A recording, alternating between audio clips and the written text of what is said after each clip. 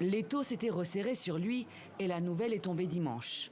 Alain-Guillaume Bunyoni a été appréhendé vendredi à Nyamouzi, à une dizaine de kilomètres de la capitale Bujumbura. L'ancien Premier ministre et ex-ministre de la Sécurité publique se trouve désormais entre les mains de la police. Une arrestation confirmée par la Commission nationale indépendante des droits de l'homme qui a déclaré samedi lui avoir rendu visite en détention. Il s'est porté bien, il n'a subi aucun acte de torture ou tout autre abus depuis son arrestation. Sa famille en a été informée. Le processus suit son cours normal. Mais son lieu de détention et les motifs de son arrestation n'ont pas été dévoilés, pas plus que les charges portées à son encontre.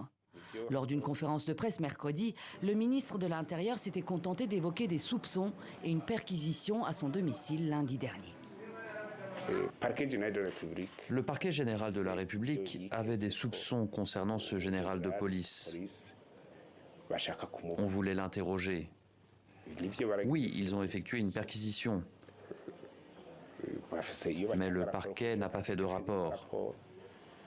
Je ne suis même pas informé sur le motif de cette fouille parce qu'ils ne l'ont pas trouvé.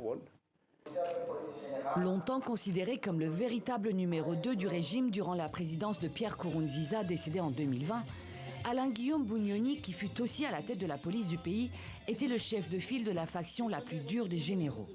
Mais après 2 ans à la tête du gouvernement, il a été démis de son poste de Premier ministre en septembre dernier par le chef de l'État.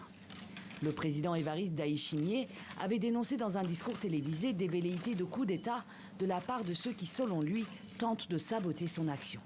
7 mois plus tard, le général est en détention. C'est une bonne chose qu'il ait été arrêté. Pourquoi? On n'aurait pas souhaité que le général Bunyoni disparaisse dans la nature.